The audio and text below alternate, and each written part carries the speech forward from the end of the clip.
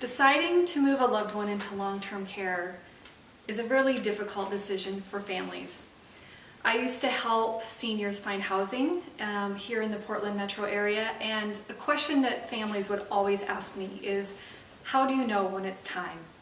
How do you know when that line is drawn, that this is the time, it needs to happen now? So today I'm just going to go over 8 of the major indicators. So the first indicator is an overall change in health. So a new diagnosis like Parkinson's or Alzheimer's are progressive diseases that are not going to get better and they're not going to go away. And with new diagnoses like that, there's new medications, there's changes in lifestyle. These are diseases that will eventually need management for care. Number 2, if your loved one is getting in-home help or companion services at home and the cost of those services starts to increase, if they started out at 3 hours a day and now they're at 8 hours a day, at some point the financial burden of in-home services or companion services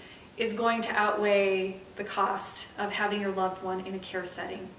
So something to watch over time as those hours increase, as your loved one needs more help. There's going to be a financial point where those services can be provided at a lower cost at a care setting. Number 3, if your loved one requires frequent checks from family or neighbors, if that is a frequent occurrence that they're asking for help or asking for assistance at home, that's another sign that they might benefit from services in a structured care setting. Number 4, if you suspect that your loved one is a victim of financial exploitation, moving them into a structured care setting is a great way to help nip that in the bud.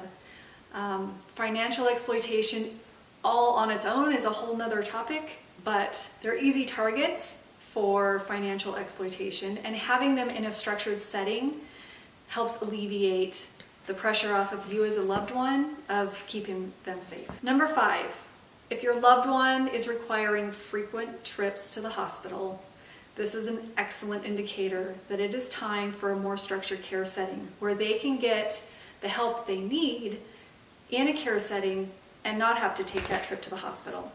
Indicator number 6, if your loved one is feeling lonely or their social circle is shrinking, their friends are passing away, having them in a structured care setting is a great way to get them doing things again. A lot of people will object and they will say, I will never do any of those activities, and that's fine if they don't do the activities. But simply going to meals and being around other people, not only will it be great for their emotional health, but it will be a great peace of mind for you as a family member as well. Indicator number 7. If your loved one is loved ones and there is a spouse situation and one spouse needs a lot of care and the other spouse is taking care of the dependent spouse, at some point the spouse who is healthy and well is going to need a break. They're going to need extra support. So either having one or both the dependent spouse and the well spouse moving into a structured care setting will alleviate that pressure for both of them. And the final indicator that it might be time to consider moving a loved one into a long-term care setting is that they no longer feel comfortable driving. Now, I know somebody can give up driving and still live at home, but with that comes a lot of extra responsibility, either of you as a family member or of others around them. Most long-term care settings have some form of transportation available, and again, alleviating that stress and that burden from you or neighbors or other friends that they may be relying on for transportation.